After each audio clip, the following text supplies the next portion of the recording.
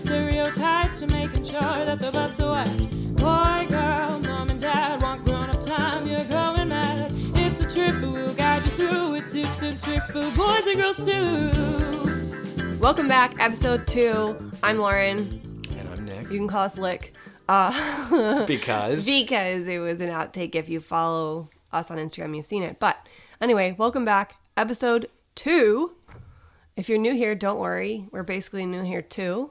We just launched, we're but still new. We're still new. We need like 10 I'm just saying, episodes. you haven't missed much. Go back, listen to episode 1. We just got here. You just got here too. We're a little baby podcast. Little baby parenting podcast. Okay. We're trying to see what we want to do in our podcast as far as cadence and things like that. And so I thought that it might be fun to talk about a tiff that we had the week of or week prior and just poll the audience, see what they think. Do we need to define the word fun? Sure. I agree. I'm kidding. I agree. Yeah. We should do this. We talked about this before. So anyway, this week I was bathing Cypress and Olive, and I bathed them in, we have like a dual sink, like farmhouse sink situation, and I was bathing them. And typically I take them straight from their high chairs, strip down their diaper, leave it on like the tray, and like take them directly to the sink that I've already filled up. And then after they bathe and stuff like that, there ends up being water everywhere.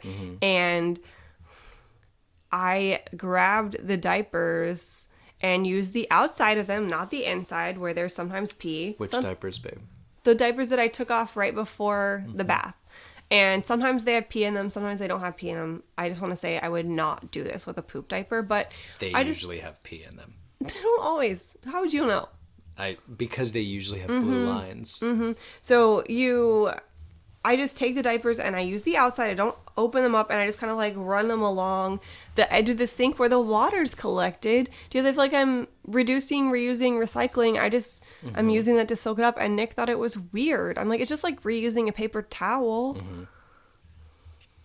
No, you don't have a comment? I just don't think he it's good. was like, that's disgusting. I'm like, think you know it's what's gross. disgusting is you trying to put a suitcase when we get home from traveling on the bed that has like feces on there. Oh my gosh. And then you think it's gross that I use a diaper that the outside is clean. The context here is that we have like way more paper towels than we need. They're right behind us, right next to the sink. I'm trying to conserve. Oh man.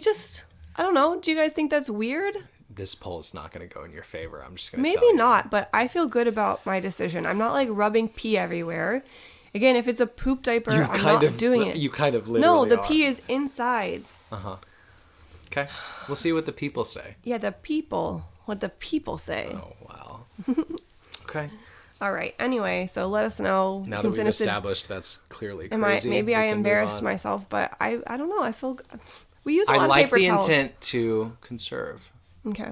Well, between our Great Dane and the twins, like we go through a lot of paper towels, just trying to think about what I'm doing. Dino likes to clean the house with drool, so is that Dino is our better than dog's what you name, do? by the way. Yes, We haven't thank told you. That's right. We have a Great Dane named Dionysus, but we call him Dino. So maybe we'll introduce him another time. But moving on, let us know what you think. But let's move on to today. We're still friends after that little tiff. I hope so.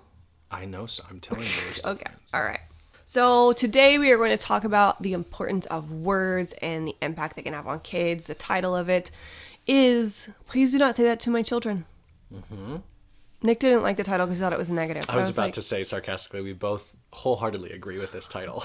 I don't think it's negative. It says please at the beginning. I mean, it has don't, so I guess by theory it is a negative topic or negative title, but... My other ideas were say this to my kid instead. Yeah, but that's not... People don't want to click on that.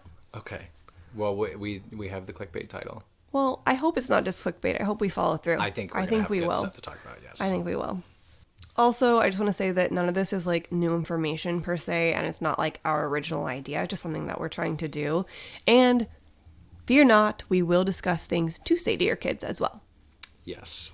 We don't expect to be silent. We don't expect you to be silent either as parents. Yeah. Anything you want to say before we kick off? No? I'm happy. Let's talk about what not I'm leading. To say. Okay. Yeah, right. You're a leader. You're a fearless leader. We should get you a crown. Okay. That's why you look so much better than me No, today. You got my all hair, done it up. was a and struggle, I was like, a bit I'm of a gonna put struggle. My Papa hair is hat like on. halfway wet still, so Yeah, anyway, struggle. You're like don't those. look. You're like those Instagram videos where I just want to pop on here and just say I just look like trash, but you look beautiful. I don't think I look trash, but anyway. Okay. So the first thing that kind of made me think about this topic is that people would say to us that, oh, Cypress and Oliver are such good babies. And they are. They're honestly amazing to the point where, like, if we had other kids, we're worried about what they would be like because of how, like... Legitimate fear. Yeah, of how, like, quote, good Cypress and Olive are. Also, not saying that is a great thought to have, but... No, I mean, it's kind of like the thought of, like, people have, like, oh, I can't imagine having another child because I don't know how much, like, Sure. how would my heart grow? But Sure. we had to, like... just go straight into that, and our heart, like, quadrupled in size that day. I don't know. What does it say in The Grinch? Whatever The Grinch did, our heart was basically that, but it was a normal size. Ours is bigger. But Ours is bigger. When people would say, like, oh, they're such good babies, I had two thoughts that enter my mind. One, what's a bad baby? Like, describe that. I mean, I know what they're saying. It's like, oh, they don't sleep, they're colicky, whatever, but a baby's not doing that on purpose. And then two is just, like, I don't want to take credit for them being, quote, good babies. My response was often pushed back on them, like, oh, yeah, they're great. I can't take credit for any of that. And people are like, oh, you should. I'm like, not really. I can say, like, I was, like, held them in my womb to the best of, like, my ability. You know, I tried to take it easy. It helped that I was sick most of the time, so I really was in bed. Or most of the day, I like to say that I put myself on bed rest. But really, that I can't account for much. And I think... one of the reasons I say that and mentally try to go through that of like, it's not on me, is that when you take credit for the good, you take credit for the bad too, because like that's saying that you have such an impact that your kid all the way up through adulthood, I guess, if we want to say, like you are accountable for everything they do, and that's just not the case. Yeah, it also sets an unreasonable standard in my mind. Like we kind of talked about the pursuit of perfection, realizing you can't get there in the last episode. Like, there is no level of parenting and no quality of parenting that's going to stop your kid from making mistakes or your kid from getting injured or learning something they shouldn't learn, or, you know, like there's no, I mean, qualifying, am I a good parent by how good objectively my kid is, it sets us up for failure. We kind of felt validated. I don't think it's a new, like, TED Talk that we saw, but you found that TikTok video on Dr. Richard Barkley? Yeah, is that his name? Dr. Russell Barkley. Yeah, he's a clinical psychologist that focuses on ADHD and neuropsychology. It was a little clip from, I think, another podcast that he had done. Yeah, we'll put it in the show notes so you can watch it. Yeah, but the concept was about, like, shepherding children versus engineering children. Yeah, that you can't engineer your kids. Yeah. What he was basically saying in this podcast clip was, he used data to prove it. What you do and what you try and teach your kid and how you try and influence them has much less of an impact on them as you think it will, and that their environment, the environment you create for them, is much more impactful and sets them up much better for success. He also mentioned that, like, there are 400 or so psychological traits that each kid is born with. And regardless of their upbringing, and in most cases, regardless of their environment, those are the traits they're going to have. So it kind of goes against this notion that, like, our ability to be good parents is what's required for them to be successful, you know, productive adults and kind adults and, you know, however we want to measure them being a successful, upright child. Yeah. So that was relieving for me, right? I liked that.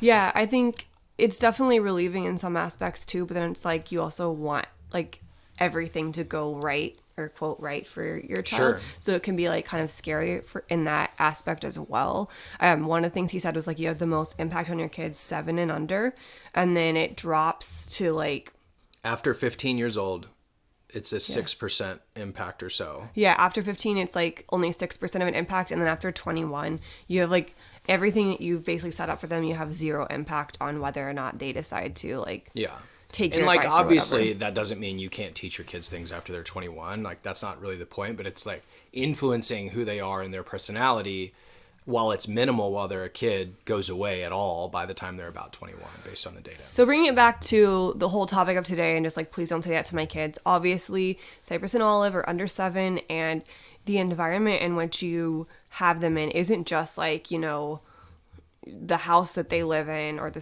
family they are or aren't nearby. It's also what is being said to them. And they are just like soaking it up. And so that's why it's like so important about like what's being said to them. Yeah, we talked about this a little bit before when we were reviewing the notes. Like, do words count as part of the environment? And I haven't listened to the rest of that podcast, which I probably should, from Dr. Russell Barkley. But to me, and to us, I guess, it feels like those words are part of the environment. I think they shape you. Yeah, for sure. Yeah. For sure. And this is slightly out of topic, but I also wanted to go back. I did say that I'm okay and I'm pretty good at, I think, accepting that like what I do doesn't have as big of an impact on Cypress and Olive as I would like for it to think. And so like I'm not going to take credit for all of the good or quote all of the bad, quote unquote. But an area that I struggled with, and that is in regard to miscarriage. Like I think in my head, I probably knew that it wasn't my fault, but it also felt like it was my fault. Like my body was failing me and like I was the reason. And so for some reason, I have a hard time like disassociating. Yeah. And I mean, I cannot empathize, but I objectively understand, especially with it being connected to your body, how that would be very hard to not think, oh, I had something to do with this. Yeah. I mean, a different subject, but it's also hard for your brain to not consider that a failure. Yeah. Not of your body, but just like a failed thing, something that wasn't supposed to happen. I mean, while it was living, it was in my body the whole time. Yeah. And by the time it came into the world, it was not living anymore. So it was only ever living in me. Yeah. Yeah. Now I'm thinking about that and I lost my entire train of thought. I'm sorry. Don't apologize. It's fine. Okay. I'm going to challenge you for a second. Back before we were talking about the miscarriage. Okay. Roll with me. I think that while you're good at separating, yourself from their positive traits, you're good at not taking responsibility for those. I think you do feel the weight of and take the responsibility of things that you see that you interpret as negative from them or bad. You do seem to be held down a little bit by those things. Would you agree? Yeah. I mean, an example that just happened was, there's topics or discussions now about like postpartum anxiety and depression, but I think something that's not really talked about is like rage, which can also be, grouped into that. And an example will be one of our children, when they get upset, sometimes they will like bang their head on something. And there have been a couple of instances where, I literally did not know what to do. They were both screaming. I'm not sure where you were, but you weren't there. And by that, I mean, like, it's odd that you weren't there. So again, that you were definitely present in there, through most of their infanthood. But, I got really frustrated because I think I couldn't make them happy. And I literally just like screamed and banged my head on the wall. And this is like first trimester a while ago, right? Fourth trimester. Yeah. Yeah. Sorry. Thank you. That's what I meant. And, after that, I did do it a couple other times, but I left the room after that. And I'm like, oh shoot, are they emulating me? Do they remember that from when, they were that young? Yeah. And, I was questioning that. Mm-hmm. Yeah. I mean, that is what I was referencing. I didn't know if you were going to bring it up. I don't know if I wanted to, but again, I just said that a lot of people don't talk about it. So here we go. So it's out there. Yeah. And like, look, I do the same thing, right? Like I've never seen you bang your head on a wall. Well, that's not what I mean. I don't do that. I deal with my anger in different ways. That was new for me, but yeah, keep going. That is true. That's true. Yeah. Anyway, I think I was challenging that because you said you're good at separating, and I think you're good at separating from the positive, which is surprising to me because like if one of them is going to make you feel filled up with pride and positivity and joy, it would be like, oh, I'm so happy my kid does that. Maybe that's because of things I did, And like in a way, I feel like that's easier. And so I'm like making it harder on myself. I don't know. But yeah, no, you're right. Yeah. Are we done talking about the environment from Mr. Russell Barkley? Yeah, I think that we are ready to move on to the actual meat of the episode and talk about a couple things that we don't want said to our kids. Maybe you agree. Maybe you have things that we would to add to the suggest list. people say other things. Sure, Nick. Going back to the title. Sure, difference. Mr. Positive Pants. That's me. So the first thing I wanted to talk about was just body in relations to bodies and weight. And the reason why is because, and first of all, let's just leave out the how big is baby? So big. Not talking about that. That's cute and fun and gestures. So not talking about that. Shout out Miss Rachel. Well, yeah, it's Miss Rachel, but I think other people do too. I don't know that it was original shout to out her. other people too. I just don't want to say she's the originator because I don't know that she is. I don't know. Okay. A reason besides like the root of the reason, which I'll get to, that I wanted to talk about this is because our twins are different sizes. I mean, they're fraternal twins, and one is probably, I don't know, last time we checked, 5 or 6 pounds heavier and maybe a couple centimeters taller. I don't really remember. And to the point where sometimes when we go out, people will be like, are they twins? Or they're really surprised they're twins. Or they'll make some comment about their size. Like, oh, that one's so petite. And like, oh, that one's so big. And those can like really stick with you. And Nick, you disagreed with me when I said that about like just talking about their weight, because I remember you said to one of them like, oh, you're eating like a garbage disposal. And I was like, don't say that. And they're like, you said, and your response to me was, there's nothing wrong with that. People said that to me. I'm like, yeah, and you make jokes about yourself being an eighth of a ton and don't always have the best like body image comments. Now you're a happy person a lot of the time, so I think that like kind of is a facade the right word here? It's kind of like a facade you put up. And so I think it does affect you. Whether it affects you like in a way that you're sad about it, I don't know. But you do make comments and those come from a place of truth. Yeah.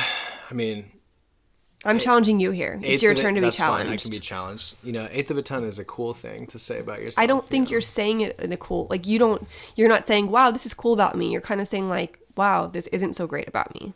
Yeah. Wow, 8 of me makes a ton. Okay.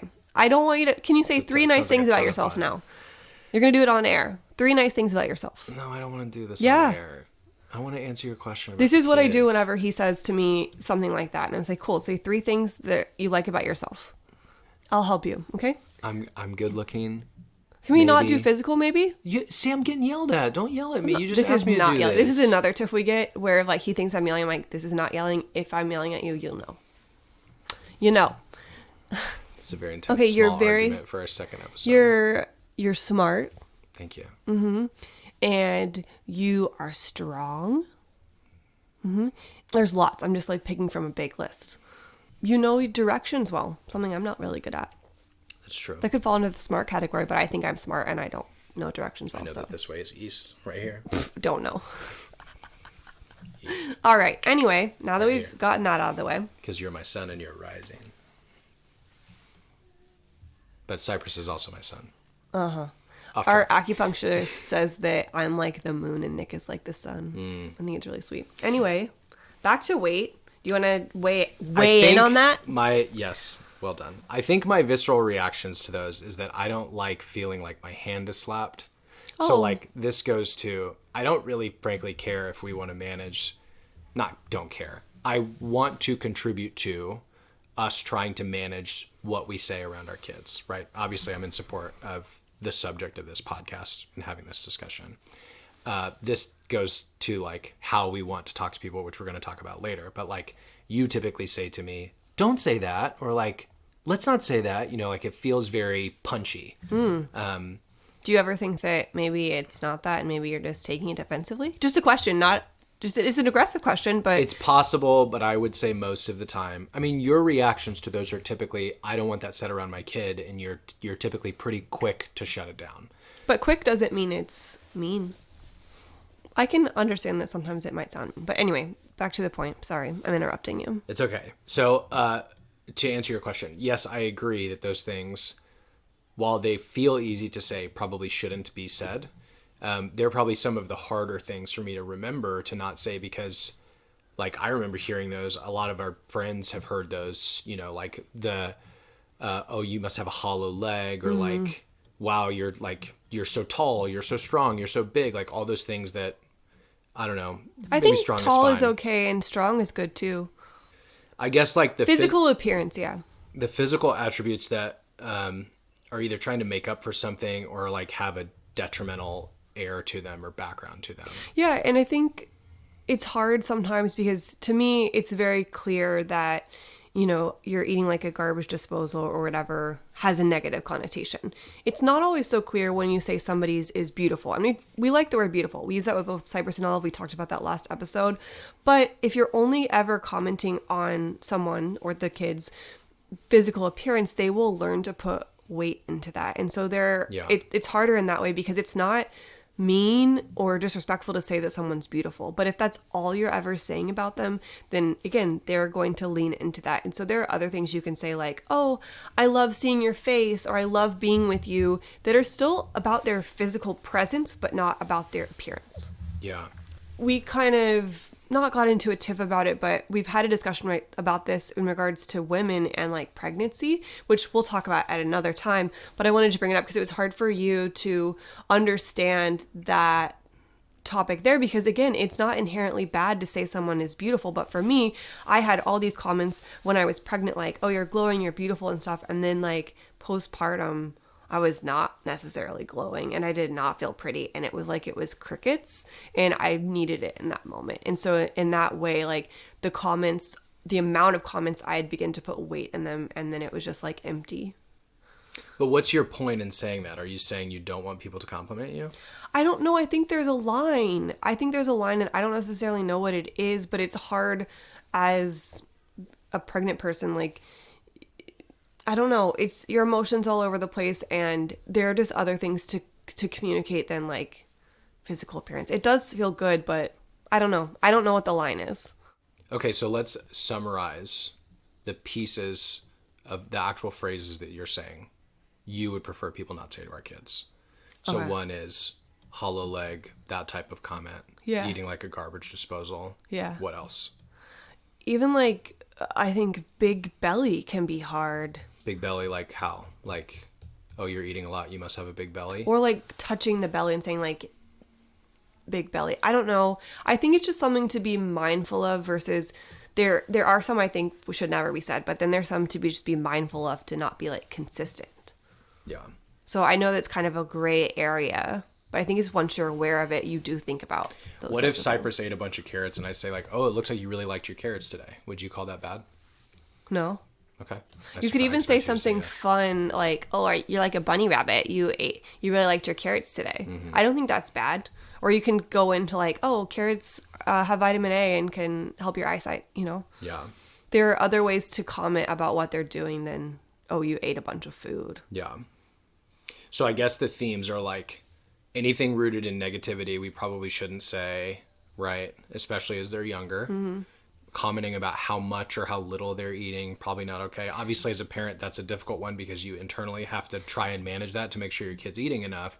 But maybe, this is me thinking out loud, maybe it's you and I talking about it, right? Because we wouldn't be insulting them. We'd be like, oh, I don't know if Cypress had enough, yogurt today, or like it seemed like he ate a light lunch or whatever. But we wouldn't say to them like, oh, like man up, eat more or something like that. Right, but I think I've also seen videos on TikTok and Reels and such where other like family members and stuff have said like, are you sure that they should have more food? Like that's a they've good been one. eating a lot, and that's like a whoa. Yeah, they're listening to their body.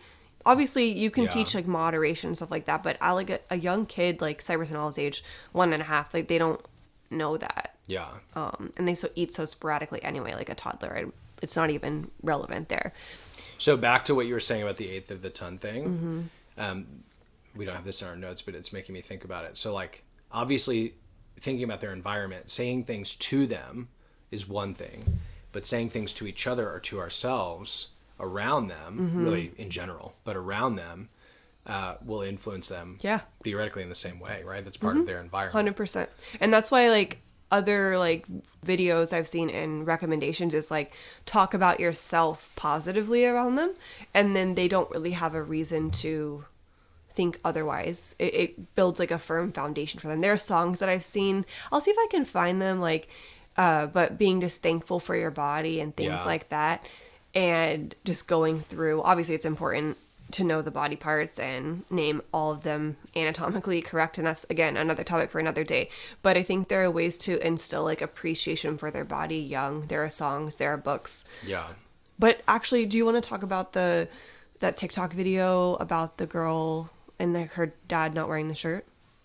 she was saying, like, she, looking back at her childhood, I mean, she was, I don't know, mid-20s or something. She said, looking back in her childhood, she realized that, like, her dad was very comfortable being shirtless around them all the time.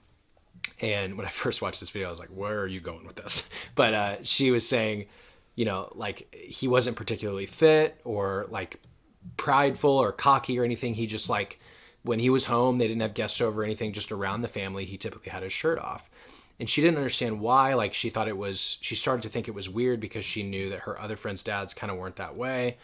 So she asked him one day as an adult, and he said something along the lines of, like, you know, I tried to be physical and work out, but I, you know, wasn't really happy with my body. But I wanted you to grow up in an environment where your dad, regardless of how he looked, was comfortable with his body being seen. And regardless of however you looked when you grew up, I wanted you to be comfortable in your skin and in your body the way that hopefully your dad showed that he was when you were a kid. So I thought that was really interesting because, like, I mean, I think a lot of guys do, but I struggle with that a little bit. It's like, you know, I mean, our kids, I don't know that they're old enough yet to, like, start to see that, but it's an interesting thought of, like, what other things am I doing that's, like, subconsciously hiding pieces of me or hiding my appearance or, you know, maybe silently degrading myself that the kids are able to pick up on, and how can I flip those things on their heads? Yeah. I thought that was super interesting. Yeah, it is. It is. Anything else? Want to go on to the second one? The second area? Move. Move Let's go. on. Move along, little doggy. Okay, this one's kind of specific, but it kind of has like a realm, but the one I'm thinking of is like when they say like, oh, he's such a heartbreaker, again with the old lady voice, but again, that's kind of an old lady thing to say. And it kind of just gives me an ick. Because I'm like, no, we're going to raise Cypress to be like respectful, and like he might accidentally do something, you know, but a heartbreaker, I feel like implies like he's just going to go around on purpose breaking hearts. And I just don't like that. It makes me feel gross. Well, so, and it's, to me, it seems to be paired with a very different compliment for a female. So, like, it's, oh, like, she's gorgeous, you know, she's going to be beautiful. There's something people say in relation. I can't think of what it is. Yeah, he'll be a heartbreaker, and to me, she'll be beautiful or she'll be gorgeous. It's not homewrecker, but I mean, basically, yeah, I don't know if it's that. Firecracker, I don't know. If you can remember what it is. The point is, it's different. Yeah, it feels different. The person You're right. is subconsciously, assuming virtuous intent here, subconsciously trying to communicate the same thing. They're going to be beautiful. They're going to look great, right? Which is a very inherently nice thing to say. But when you say it, to your point, in the frame of you're going to be a heartbreaker, like, is he going to date more than one person? Sure. In his lifetime, sure. But does that make him, like, a heartbreaker has this negative connotation to it, where it's like he's going to run through dating a bunch of people and, like, leave a trail of hearts behind him. It's like, it pushes this stereotype that men are these wild things, you know? And that it's allowed. I think that's another thing is that it feels like in society it's okay. Yeah. I think one of the reasons it kind of like makes me feel gross is like with a prayer that I prayed over them like every day when they were in my womb is like, I pray that they are thoughtful and kind and generous and inclusive, and that they have like a thick skin. And I feel like Heartbreaker just like directly contradicted that. And so I think that's another reason why I just kind of have a problem with it. Yeah. Okay, this is the last section area that we kind of have on this, and it's about mood and emotion and things like that. And I think we don't want things said that put them in a box, because we all have bad days, right? And so we don't want to say like, oh, you're being like so cranky right now, or things along those lines. We want to validate their feelings, because if you are having a bad day and someone's just like, golly, like, what's your problem? Or like, get over it. That's what those types of things feel like, that there's not a valid reason. Like, you want to be heard and seen and loved. And obviously there are cases in life that they won't feel that, but from friends and family, I feel like it should be different. So what are you saying? We don't want to invalidate them. Right. I'm saying, what are you recommending that we do? What do we do? Oh, got it. You kind of just like ask them a question. Obviously they're not really answering right now, but like, are you feeling sad? Like, sometimes actually they'll like nod their head at us, but are you feeling sad? Like, just comfort them, like be there for them. And you know, we kind of limit the use of it's okay. Like if it's in a comforting situation, Which like, is hard to do. I'm not good at that. But yeah, you're right. We're trying. We'll like, it's okay, but versus like, it's okay, get over it type of thing. Like we try not to do that. Okay, I'll give you a scenario because I still need an answer to the question of what do we do. Cypress is crying. Mm-hmm. You're picking him up. Mm-hmm. What are some of the things you typically try to say to him? Hey, buddy, what's wrong? Can I help you? Mm-hmm. Can maybe I change your diaper, see if that feels better? Are you hungry? I feel like the presence of being there and holding them and stuff like that, and not leaving them, because like a kid, whether they realize it or not, like I think their fear, and I didn't come up with this, but I forgot who said it. Like a fear of a child is like being alone and let go. And so like when you're sending them to their room or something like that, like you are pushing them away, and just being able to be there and not leave and say like, hey, I'm with you in this and we'll get through it, I think is good. It's also like if it's something that we know what the reason is, like we took a toy away, like it was tricky for them to play with, or they couldn't share, or they were hurting themselves, or be a danger, you can say things like, I know it's sometimes hard to have a toy be put away for the day. It's okay to feel that way. Mm-hmm. And actually we have an example that a couple of our friends were over and they were with us in the nursery, and they told us this after, so it wasn't a conscious discussion during that time, and we didn't even know the impact of it. But one of the kids was crying, and it didn't really feel like there was a reason other than maybe that they were tired, which is totally a valid reason. But I just mean it wasn't easy to soothe because there wasn't like something we could do to really help. And I said like, it's okay to be sad. And apparently that was just like huge for our friends to hear, because it's something that they didn't really hear growing up, / they would have loved to hear something like that. And like, it is okay to be sad. It is okay to be mad. It's what we do with those feelings that is sometimes not okay, right? You can be mad, but we're not going to hit our sister. You can be mad, but we're not going to bite our brother. And so just trying to like working through the feelings with them. So let me put my consulting hat on and review what you're saying, okay? So we see, same scenario, Cypress or Olive are sad. They're crying. They're clearly sad, right? We recognize their emotion, step one, right? We recognize they're feeling something, it's real for them, and they're sad, right? Or at least it looks like they're sad. We validate their emotion, right? Which is, with the words that you're saying, typically some variation of like, oh, are you feeling sad? It's okay to be sad, or it's okay to be angry, whatever the emotion is, right? And then we're trying to be there for them, either with encouraging words or just there while they're crying. I mean, sometimes with both of them, we just have to sit while they're, and they, like, what they want and what they need is just to be held by us. Yeah. I want you. I mean, it's both of us. Oh, sorry, that's what I meant. Well, sometimes you think they just want me, which I have to prove to you isn't true. But yeah, I thought that's what you were saying. I was just being collective. The collective you, yes. Sometimes they just want a parent or whoever's near them, like, to be there for them, right? Which is probably a good metaphor for how men handle emotions and anybody else anyway, but we'll set that aside for a different day. But, you know, we're there for them. And then we go into, if necessary, what do they need? Like sometimes maybe they have a tooth that's coming in. That's something we're dealing with right now that's really hurting them. And they need like one of the little frozen toys we have in the freezer so they can suck on something like a popsicle or just their pacifier. Or a pacifier. Yeah. Maybe they're hungry. You know, again, another parallel to adult life, like jumping right to the problem solving bypasses allowing them to feel their emotions, validating that their emotions are real for them, and helping to guide them through what's going on in their minds and their little hearts. It just made me think of the nail video. Yeah, we can put that. Well. I'll put it in the show. We don't have to drain the whole thing, but like it's a couple who's having a light argument, and the guy doesn't understand how to help the woman, and the woman has a physical, actual nail hammered halfway into her forehead, and she's trying to describe what she's feeling to him, and he's saying like, yeah, just get the nail out of your head. That's the problem. Fix the problem. Yeah. But he's not validating the way that she's feeling. Yeah, so it's good. We'll link it, and it kind of, I think, definitely relates. Yes. Anything else you want to talk about of things not to say? Or do you want to say, well, we have a different episode coming of things not to say to women. But do you want to talk about anything like, do you want to tell the story, one of the stories about being when I was pregnant? I would like to call that episode Things Not to Say to Parents. Okay, but I think there's a lot of things women specifically, so we can discuss that later. There should be 2 sections. Okay, cool. Maybe we could have 2 episodes. Do you want to tell a story about the grocery store when I was pregnant?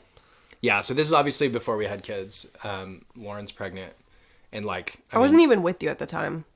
You were in the car, Yeah. I think. Yeah. But obviously I'm the excited papa type guy. I'm wearing a number one papa shirt and the papa hat, which is in no way claiming I'm the best father. But No, but I did make a shirt. I am Cypress and Olive's number one papa. Yeah. So that's true. Yeah. But you know, I'm the excited guy. So like He basically needed a shirt that said, ask me about my twins, because... basically. Yeah. So like I'm checking out and there's a lady at the register and I don't know if she was having a bad day or what. Like she didn't look upset by any means. We were having general conversation as she's checking out my items. And I like somehow it came up that I'm having twins. And I mentioned to her, like, I was like, I'm so excited. We're having twins. Like it's very close, you know, I'm really pumped about it. And her demeanor completely changed. And she looked at me and made eye contact. And she was like, well, get ready to have nothing for yourself in your life. Your life's going to be over when they're here. And she said 2 or 3 more negative things. And I was just like, man, luckily I'm way too positive for stuff like that to really affect me. Like I kind of laughed it off, but it was interesting to me. It was like, do I want to control what other people are saying? No. But like, it would be very nice if she understood like, hey, here's somebody that's bringing something they're pumped about and showing it to me. And I'm just like, bashing it out of their hands and telling them their experience is going to be terrible. And I also like, this is a different conversation, but I just don't believe that your life ends when you have kids. Yeah. You know, like I'm a very new dad and there have been terrible challenges and like really tough things that we've had to go through. We're still dealing with a lot of them, but like, I don't agree with the narrative that your personal life and the you that exists dies or changes so significantly that you don't have any personal value when kids enter the world. So it was weird to hear that. Yeah, I mean, it points back that actually, like, we got comments like that all the time when I was pregnant, and like, better you than me, and like, oh, was it on purpose? I don't know. Mm-hmm. Anyway, the point is that words matter. So yeah, how do we address that whenever we see things or we experience things that go against kind of what we want for our kids? Yeah. So we're going to go back to how we're not credentialed here. And what we're going to talk about is how we have talked about and would like to approach these situations. Either if one of us are saying something we don't think we should to our children, or other people or family members or friends or whoever are saying things that we're not happy about.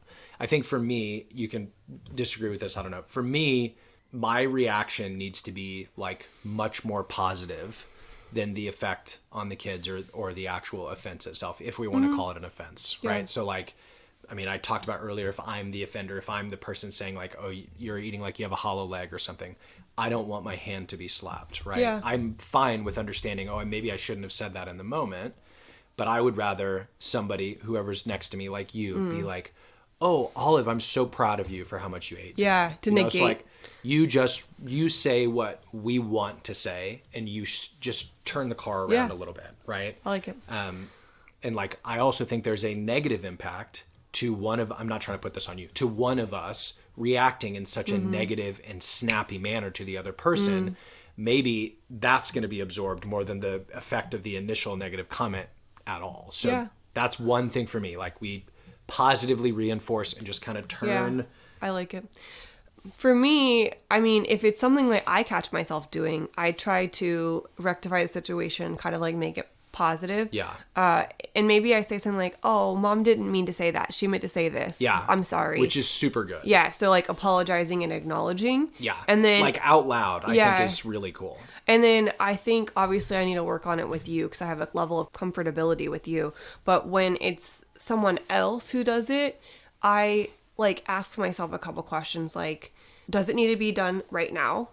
And does it matter in the long run? Like, do I need to say something? Am I going to see this person again? Are they going to see this person again? Can we just have a conversation about what was said if they're old enough for that?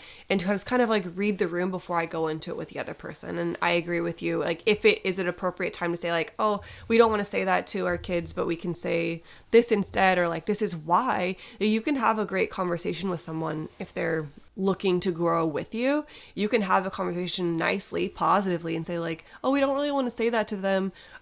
This is why. And like, maybe it'll take a couple of times because I think that we you know, if there's something you've been doing for so long, it takes some time to like fix it or like change your ways. And so you can have that conversation and maybe it can help the other person too. So I think there is a positive impact of having those conversations even when they're hard.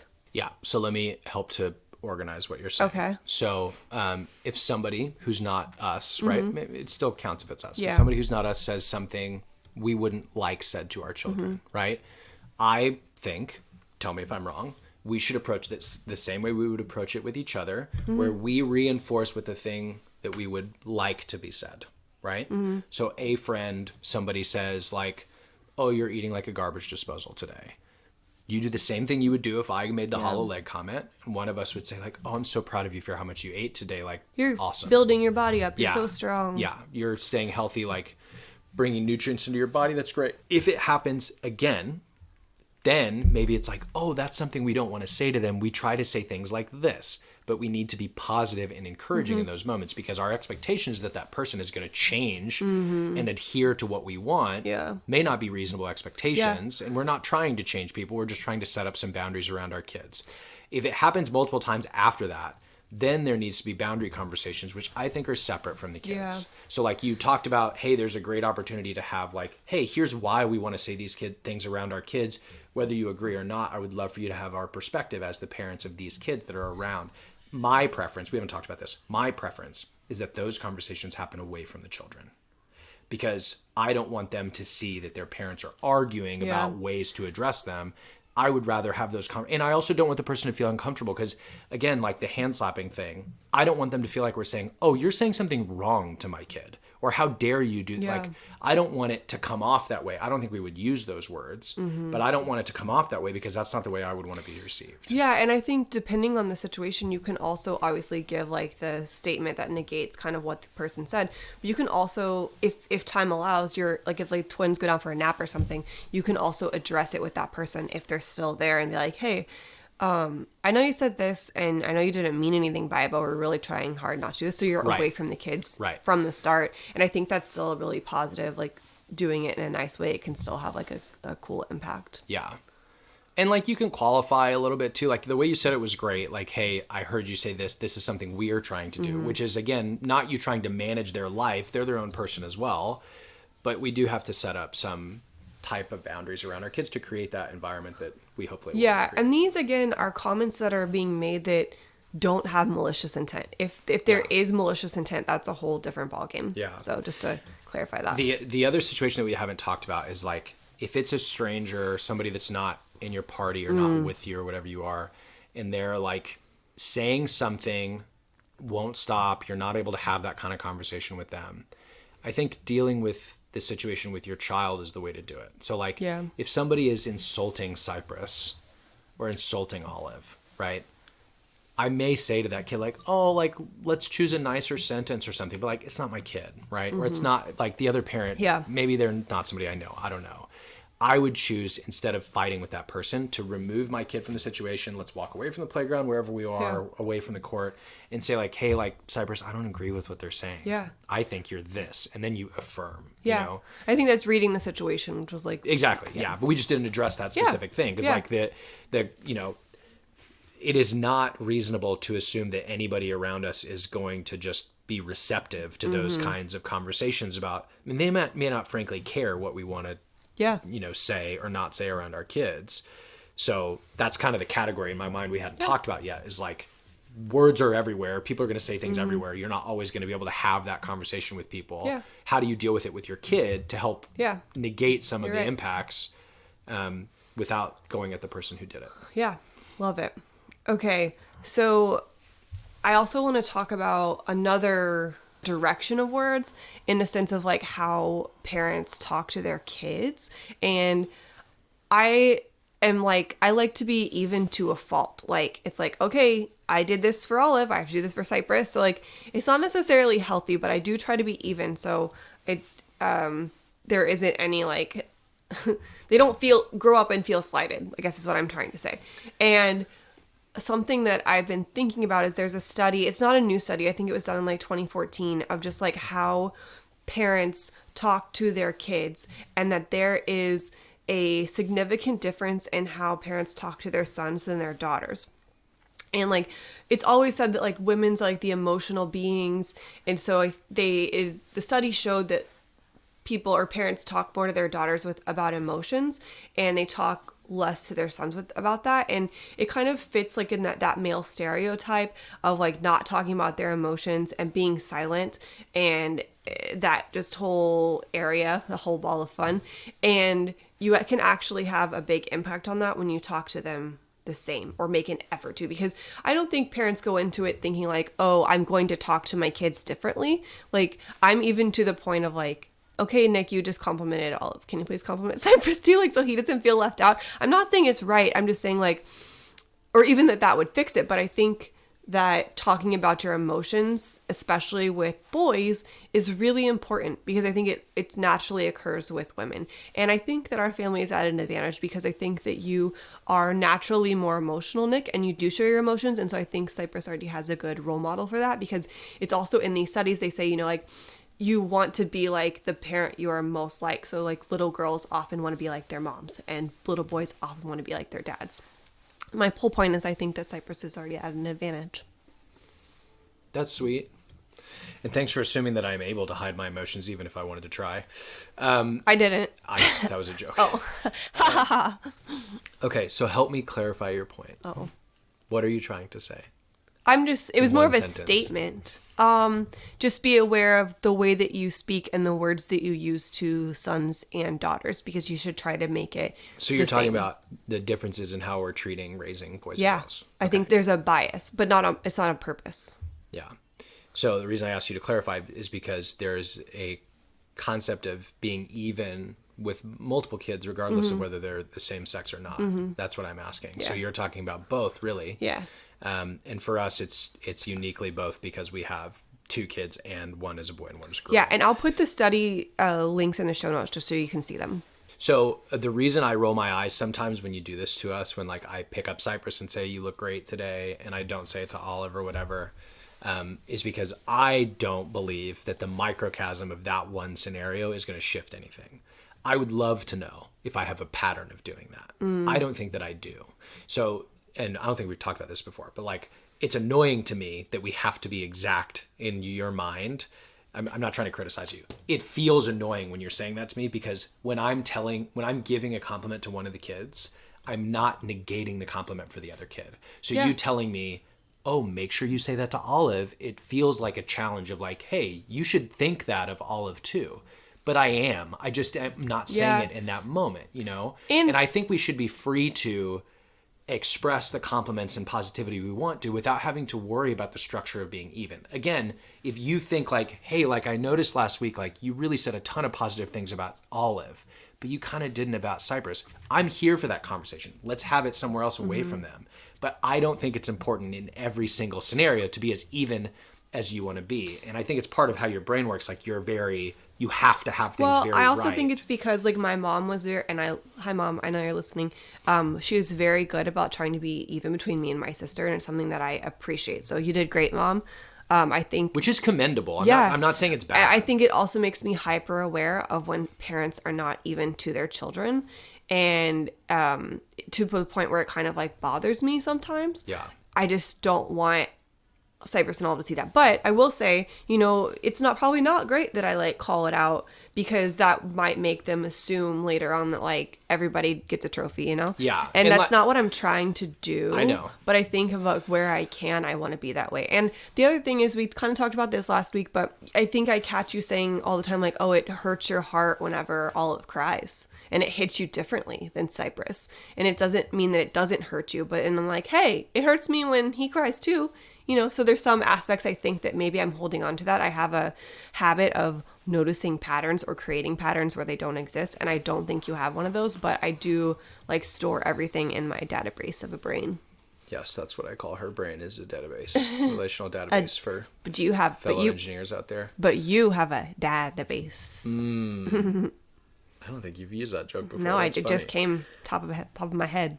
Yeah, I think it goes back to how it's delivered too, because like, and maybe I'm receiving it wrong, but like, yes, let's have an intent to be equal, to treat our kids equally, to encourage them equally, to provide them with things equally and care equally. I'm all for that. But I don't think it to me is an unattainable standard that every single situation is going to be equal. Right. I think our pursuit of it is what should set us apart from the parents who aren't considering that. Yeah. To tie it back in a bow, back to the beginning of what I said in this little section, is just like talking about emotions and stuff with boys. And so I just wanted to give a little resource if you wanted to know like where you could start. My sister is a therapist. She's at LPC, a licensed professional counselor, and she has these like books that she'll give kids. And I also want to preface this saying like not every book has to teach a kid something. It can just be fun. But she has these fun books that are also helpful. And so the one she usually gives to boys, like as their first book, is called The Boy with Big Feelings. It's by Brittany Wen Lee. I'll put it in the show notes. And it's just about a boy who's learning to deal with his feelings, but it's like easy to read as well. And so it's a really great place to start and instill like emotions are okay and everyone has emotions, and just a good base. And just to be even here, the book she usually gives girls is Do Princesses Wear Hiking Boots? It's by Carmela Coyle, and that's a good one too because it's kind of. Oh, I'm not going to give it away. You can. I'll link it in the show notes and you can see it. But my sister hasn't read it yet because it just came out. But I just saw when I was grabbing the link for the Boy with Big Emotions book that Brittany Wen Lee just released a girls book, and it's called The Girl with Big Questions, and it looks really good too. She also has a body book that's kind of like a nighttime book. And it's called Good Night Body, and they're currently in my cart to purchase because they look really good. But just some good resources. I love books, and they're just a great way to implement ideas that you're trying to establish in your family. Let's end things on a positive note. Here for it. Not that we've been negative, No. but we've been fairly critical, which I think is okay. Yeah. Things to say to my kids. Yeah, things we want people to say to Cypress and Olive. Yeah. Okay, do you want to start and we'll trade off? Sure. So the first one is just like, hello, hi, like acknowledge, like children are people too. It's sometimes hard depending on where you are or like what scenarios, like people don't want babies around one of them or kids around. And one of those places is a plane. And that's just a side example. But the example that I'm giving right now is on a plane, and just in general is like Nick is very loquacious, and he would always make our kids say hi to people, like as I didn't make them. Sorry, they are waving at people themselves at. I guess I technically at 3 months make old. Them, yes. So on the plane, we each have to hold a baby, and he will literally have them wave, and like by have them I mean like wave their arm around when they were like 4 months old. Which now they can do on their own. They can do it on their own now. But he would like literally wave at every single person coming on a plane. And you can definitely see like what kind of mood someone's in, how they respond to a baby waving. Most people love it. Yeah, like, most people. Honestly, 95% plus, most love it. And the ones that typically don't kind of ignore it. But it also like, I think it teaches them to acknowledge everybody around you, right? So I'm helping to teach my kids something.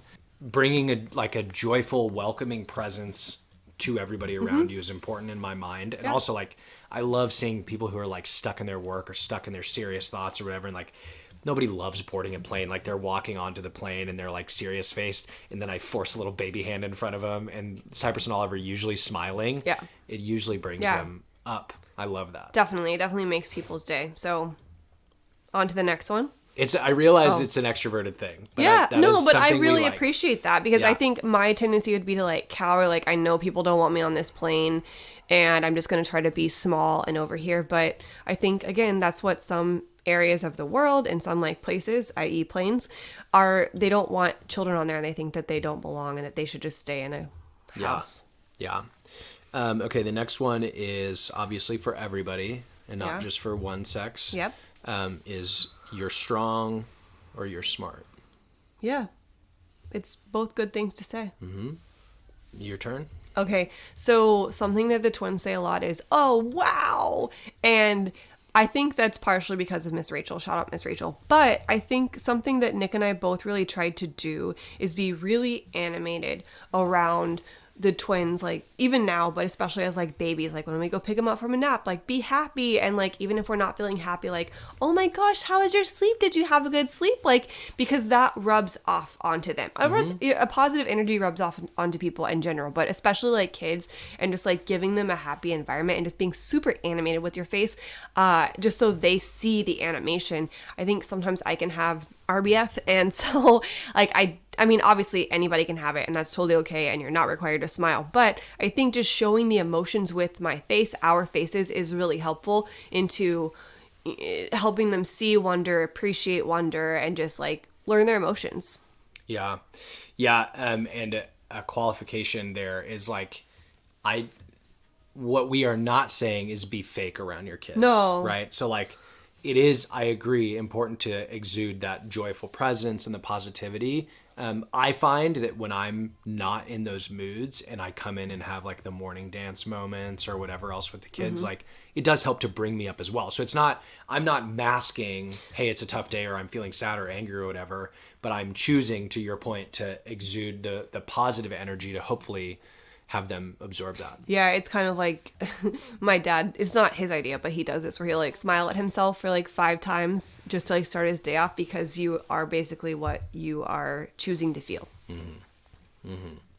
Okay, the next one I think you should own because I'm not very clear on it. Oh, okay. So obviously I am proud of my children and I tell them that, but something that I've learned, it's a fairly new technique, is to say something like, you must be proud of yourself, so that they learn to not look to other people for validation, but just be proud of themselves in their own right. Yep. That's a good one. That reminds me of the TikTok that I sent you a while ago. I don't know if we can find it, but we'll see if we can find it. I sent too many TikToks to Lauren, so it's probably I know, I'm behind. There's over 100 right now that I haven't seen. It's kind of stressing me out. From the last 6 days. Yeah. But, anyway, it was interesting. It was detailing a study of positive affirmation with children. And I forget the age ranges, but it was fairly young children, like toddlers to young elementary school.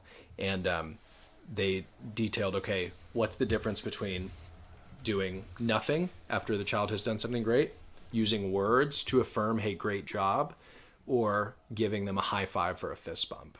Nonverbal affirmation or nonverbal encouragement. And the surprising data showed that the high five had by far the most positive impact and encouraged the child to want to experience that feeling again, even more so than words. So it seemed obvious to me that like saying nothing, being not present, not acknowledging when, like Cypress first learned to ollie on a skateboard or something, like, not doing anything is obviously going to be in last place. The positive affirmation, you would assume, the verbal affirmation, you would assume, oh, this is the best thing to do. And we're not in any way recommending that you don't do this. But I just found that it was interesting that like giving them the high five and just showing, hey, I'm here and I love what you did, without necessarily adding on the additional like great job, really great, whatever, it had the most positive impact of the kid. It was just the high five. Yeah. And I think like before we watch that TikTok, like we do like high five Cypress and Olive, and I feel like they like actually look forward to that. Yeah. But again, it's not, I don't know what I'm trying to say.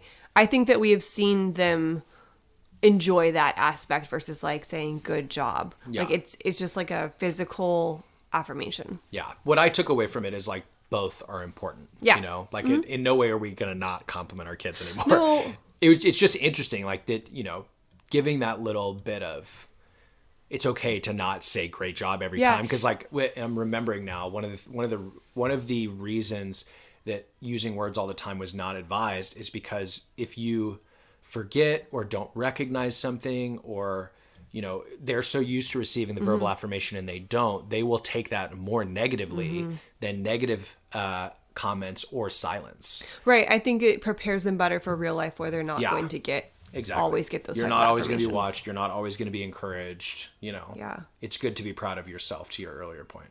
So yeah, those are the positive things we try to say to our kids, and honestly, all kids and people in general. And I think that's basically the meat of what we had today, but I just wanted to share some resources that I like. A big one is Dr. Becky Good Inside. She has a podcast. I do follow her on Instagram. She has great content. I'll put her in the show notes. I'm actually in the middle of her book. It's awesome. And Dr. Siggy Cohen and Big Little Feelings. There are some more people on TikTok, but I can't remember their names, so I'll try to put those in the show notes too. But those are a couple resources that I think are great as far as like respecting the words that you're saying to your kids and the boundaries you set up in that aspect. When we find who they are, link the TikToks and podcasts as references that we've discussed earlier. If you have other things that you would prefer people not to say to your kids, please let us know what they are. I'm curious, so I can learn, or we can talk about it and figure it out. I'm also very interested if there's something that you think is very unique that you prefer either to not say or say to your kid. I'm interested in that as well. Kid or kids, obviously. If you disagree with us, let us know. I mean, I think the pursuit of how we want to present ourselves to the world and to our kids is a subject we should never stop running towards. So good beginning of it. Onward, upward. Yeah, thank you so much for listening. This was a long one today. You're strong and you're beautiful. You're strong and you're beautiful. I like it. And I just really appreciate you hanging out with us. If you liked it, please give us a rating. Don't forget we're on YouTube as well. You can give us a thumbs up there. You can download our podcast. We are now on Spotify, Apple, wherever you listen to your podcast, we are there. Don't forget to sign up for our newsletter where we share unique things, little Easter eggs there that you only get there. We'll put that link in the show notes too. You can follow us on Instagram, boygirlmom.com, at boygirlmom.com. We appreciate y'all. Thanks for listening to us. We can't wait to grow with you. Boy, girl, mom, and dad. Gotta wash those butts together.